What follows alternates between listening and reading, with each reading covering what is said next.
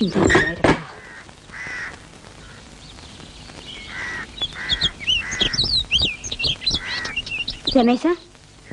മോനെ രമേശ, നീ ഇത് എപ്പോ വന്നു?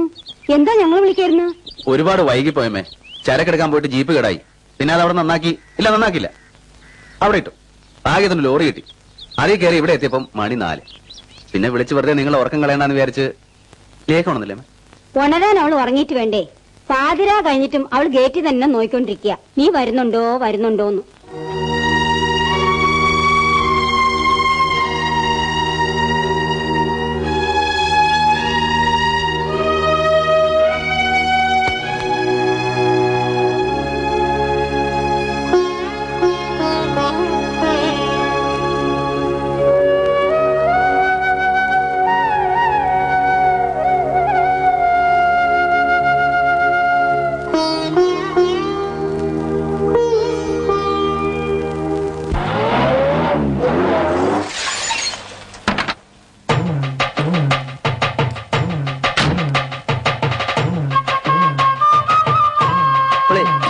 ദാസനല്ലേ?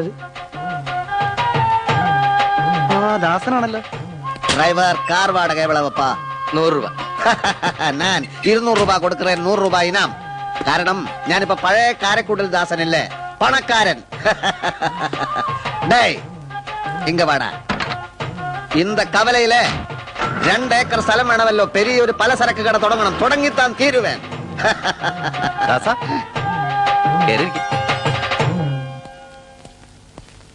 അല്ല, ഇതെന്താ പുലികളിയോ? ഇവനിത് എത്രയും കാലം എവിടെയായിരുന്നു? ഞാൻ മേട്ടുപാളയത്തായിരുന്നു.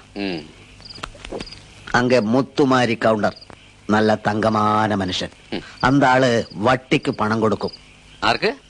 ആർക്കുമല്ല, വട്ടി. വട്ടി എന്ന് പറഞ്ഞാൽ പലിശ. പലിശക്ക് പണം കൊടുക്കും. ആരെങ്കിലും പലിശ കൊടുക്കാൻ അമാന്തിച്ചാൽ എന്നെ കൂപ്പിട്ട് വിളിക്കും. ദാസപ്പ, അങ്ങനെ മൂപ്പർ എന്നെ വിളിക്കുന്ന പേര്. എന്നിട്ട് പറയും, അന്താള് വട്ടി കൊടുക്കലേ. അപ്പടിയാ എന്നും കേട്ടോണ്ട് ഞാൻ ഒരൊറ്റ ഓട്ട ഇന്ത കത്തിയെടുക്കും. എന്നൊരലർച്ചയാ. വട്ടി താനേ വരും. തൊഴിൽ ചെയ്യുന്നെങ്കിൽ തമിഴ്നാട്ടിൽ ചെയ്യണം സുശീല. അങ്ക കത്തി എടുത്താൽ എടുത്ത പോലെ ഇരിക്കും. എന്നാ മതിപ്പ് തെരിയുമാ? അപ്പൊ അവിടെയും കത്തിപ്പരിപാടി ആയിരുന്നല്ലേ? ആമാ. നമ്മൾ പഠിച്ച തൊഴിൽ വേണ്ടെന്ന് വെക്കുന്നത് എന്തിനാ സുശീല? അത് ശരിയാ. വാറ്റ് നിർത്തേണ്ടി വന്നപ്പോ ഞാൻ തന്നെ പല പണി നോക്കി. നാടകുത്ത്, പുള്ളിമുറി, മുച്ചിട്ട്, മീൻ കച്ചവടം. ഒന്നിനും ഉറച്ചു വെക്കാൻ എന്റെ മനസ്സ് സമ്മതിക്കില്ല. ഈ ചാരായം വാറ്റുന്നതിന്റെയും അത് വെക്കുന്നതിന്റെയും അത് കുടിച്ച ആൾക്കാര് 4 കാലിൽ നടന്നു പോകുന്നത് കാണുന്നതിന്റെ ഒരു സുഖം ഈ ലോകത്ത് വേറെ ഒരു പണിക്കും കിട്ടില്ല ദാസ. അങ്ങനെ നിവൃത്തില്ലാതെ വന്നപ്പോഴാണ് ഞാൻ ഈ സൈക്കിൾ ട്യൂബിട്ട് ഇറങ്ങിയത്. ശരിയാ സുശീല, ഓരോരുത്തർക്കും ഓരോന്ന് പറഞ്ഞിട്ടുണ്ട്. നീ കുറച്ചുകൂടെ ഒഴിക്ക്.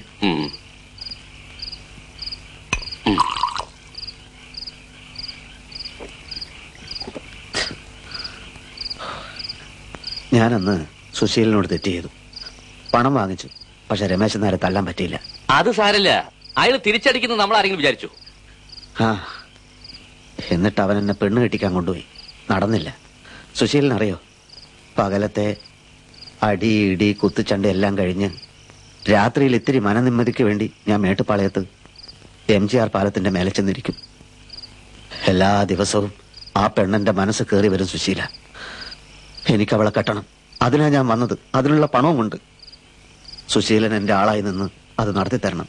എനിക്ക് വേറെ ആരുമില്ല സുശീല. ഒരു റൗഡി കരയുന്നോ? അയ്യയ്യേ. രമേശനാണോ ഭാസ്കരനാണോ എന്നൊന്നും ഞങ്ങൾക്കറിയില്ല.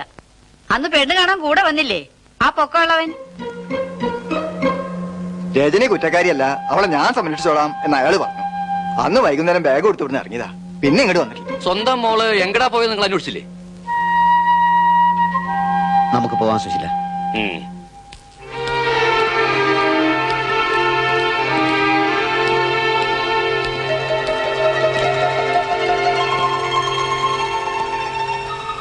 അപ്പോ ആ പെണ്ണിനെ അവൻ വെച്ചോണ്ടിരിക്കുകയാണ് രഹസ്യമായിട്ട്. ഇല്ലാത്ത കുറ്റങ്ങൾ പറഞ്ഞുണ്ടാക്കി ഒടുക്കം അവളെ അവൻ തട്ടിയെടുത്തു. അവനെ കൊന്നു കൊലവിളിച്ചിട്ട് ഞാൻ ഇവിടുന്ന് പോകൂ. ദാസ, എടുത്തിയാടി വിവരക്കേടൊന്നും കാണിക്കരുത്. നാട്ടിലെവിടെയും അവളെ അവൻ താമസിപ്പിച്ചിട്ടില്ല. പിന്നെ എവിടെയായിരിക്കും? ചൊവ്വ ഗൃഹത്തിലായാലും ഞാനത് കണ്ടുപിടിക്കും. അവിടെ ഒന്നും ആയിരിക്കില്ല. ടൗണിൽ അവന് ചില സിൽബന്ധികളൊക്കെ ഉണ്ട്. ഏതായാലും ദാസം വാ, നമുക്ക് കാര്യം എടുത്ത് അന്വേഷിക്കാം.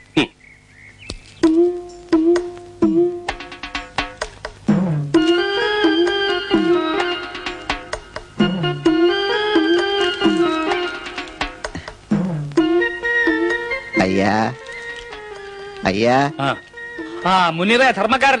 தர்மம் கேட்க வரலங்க. ஏதாவது வேலை? വേലൊന്നും നടക്കണ്ട. இல்ல இந்த சாக்கு சுமடு എല്ലാം എടുക്കൂ. കൂലി ഇങ്ങ് ഇഷ്ടമുള്ളത് കൊടുത്താ പോതുങ്ക. ഓ, പണിക്ക് വന്നതാണോ? ആമാ. എങ്കെ നിന്ന് വരുന്നു? മേട്ടുപ്പ. എന്തുപ്പാ? ഞാൻ തെങ്കാശി തെങ്കാശി. പേര് മാരിമുത്തു. അങ്ക சொன்ன நீங்க பெரிய மனசாளுன்னு.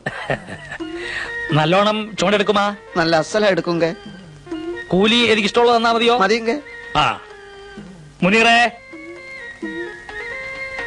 ഒരു പാണ്ടി വന്ന് ചാടിയിരിക്കുന്നു. പണിയെടുക്കാൻ പാണ്ടിയെ വെല്ലുന്ന ഒരുത്തനും വിടില്ല. കൂലിയുടെ കാര്യവും പ്രശ്നമല്ലത്രേ. ഏതാവത് കൊടുത്താ പോതുങ്ക, എനിക്ക് വേലതാ മുഖ്യം. അപ്പോ നല്ല ഭാരമുള്ള ചാക്ക് നോക്കി പാണ്ടിയുടെ തലയ്ക്ക് വെച്ചു കൊടുക്ക. ശരി. യൂണിയൻ ചേരാൻ പാടില്ല. എന്നത്? യൂണിയൻ ഇല്ല, കൊടി സമരം. കൊല പണിടുവേ ഞാൻ, മനസ്സിലായോ? ഞാനൊരു അപ്പാവിങ്ക.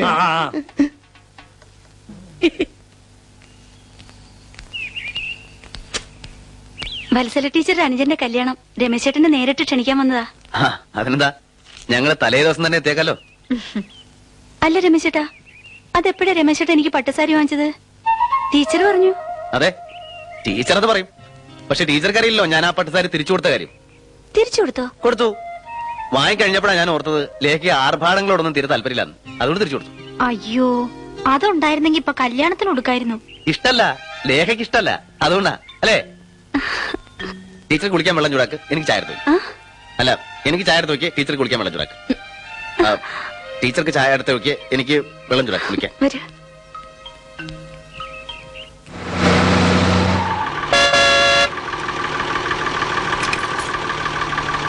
രമേശ് നഗർ കത്തുണ്ട്. പാണ്ഡ്യാലി അസനക്ക് തന്നതാ. ശരി. ഓക്കെ, ഈ മഞ്ഞസാരി നിനക്ക് നന്നായി ചേരുമെന്ന് ഞാൻ പറഞ്ഞപ്പോ നിനക്ക് ഇഷ്ടായില്ല. ഇപ്പോഴോ? സമ്മതിച്ചു. കട തുറന്നില്ലേ? അസനക്ക് ബസ് കയറിടത്തൊരു കത്ത് കൊടുത്തയച്ചു. അത്യാവശ്യമാണെങ്കിലോ എന്ന് വിചാരിച്ചു ഉടനെ കൊണ്ടുവന്നതാ. ഏതോ ഒരു പെണ്ണിനെ പറ്റി പറയാനാണത്ര. പെണ്ണോ? ഏത് പെണ്ണ്? എന്ത് പെണ്ണ്? അല്ലേലും താൻ എന്തിനാ എനിക്കുള്ള കത്ത് പൊട്ടിച്ചത്? ഓഹോ, നമ്മൾ തമ്മിൽ ഇപ്പൊ എനിക്ക് നിനക്ക് ആയോ? രജനി എന്ന് പറഞ്ഞ ഏതോ ഒരു പെണ്ണിന്റെ പ്രശ്നത്തിനെ കത്തെഴുതിയേ. രജനി എന്ന് പറഞ്ഞ പെണ്ണാണെന്ന് ആര് പറഞ്ഞു? പിന്നെ ആണാണോ? എടോ, രജനി എന്ന് പറഞ്ഞാൽ രാത്രി. രാത്രിക്ക് പല പര്യായങ്ങളുണ്ട്. നിശ, നിശീഥിനി, യാമിനി, രജനി. രജനി, ഈ രജനീഗന്ധി എന്ന് കേട്ടിട്ടുണ്ടോ? എന്താ അത്? രാത്രിയിൽ സുഗന്ധം പരത്തുന്ന പൂ. മനസ്സിലായോ? ഇപ്പൊ മനസ്സിലായി. രാത്രിയെ പറ്റി സംസാരിക്കാനാണല്ലേ അസനക്ക കത്ത് കൊടുത്തയച്ചേ? അതെ. ഈ അസനക്ക നന്നായിട്ട് കവിത എഴുതും. ഞാൻ അംഗീകരിക്കാറേയില്ല. എപ്പോഴും വഴക്ക കൊടുക്ക. ഞാൻ പറഞ്ഞു, ഞാനൊരു വിഷയം തരാം. രജനി, അതായത് രാത്രി. രാത്രിയെ പറ്റി ഒരു കവിത. അതെ, എഴുതി കാണും. എനിക്കൊരു പിടിയും കിട്ടുന്നില്ല. ബുദ്ധി ഇല്ലാത്തവർക്ക് അതൊന്നും പിടിയിട്ടില്ല. അല്ലേ? പോയി കട തുറക്ക്. ബാവളെ ഒന്ന് വേഗമാട്ടേണ്ട താമോര. 12 മണിക്ക് ലോറി അയക്കാനുള്ളതാ. ഒരു ചാക്ക് എടുത്ത് പോയിട്ട് നേരെ വെത്താടാ. നമുക്ക് ഒന്ന് വേഗം നടത്തോളൂ. എനക്ക് അങ്ക ലോറിയിലേറ്റി. എന്തേറ്റി? നീ എടുക്കുന്നത് കള്ളപ്പണിയാ. അത് അങ്കേ പോതും. രഹസ്യ 2 ചാക്ക് ഈ പാണ്ടിയുടെ തലയിൽ ഏറ്റി കൊടുക്ക. 2 മൂട്ടയാ? മൂട്ടയല്ല, അരിച്ചാക്ക്.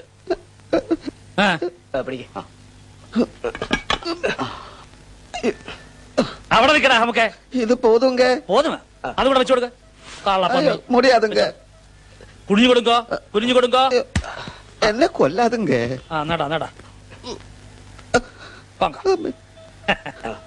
ചീത്ത കേൾക്കാനും പണിയെടുക്കാനും പാണ്ടികളെ കഴിഞ്ഞിട്ടേ ഉള്ളൂ അല്ലേ? വെച്ചോ.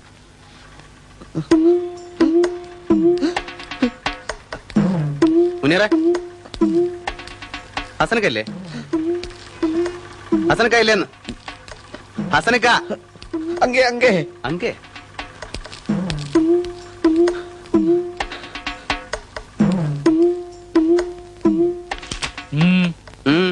എന്റെ പാണ്ഡ്യാലേ കയറി വന്നിട്ട് എന്നോട് ഊന്ന് ചോദിച്ചാ എന്താ അർത്ഥം?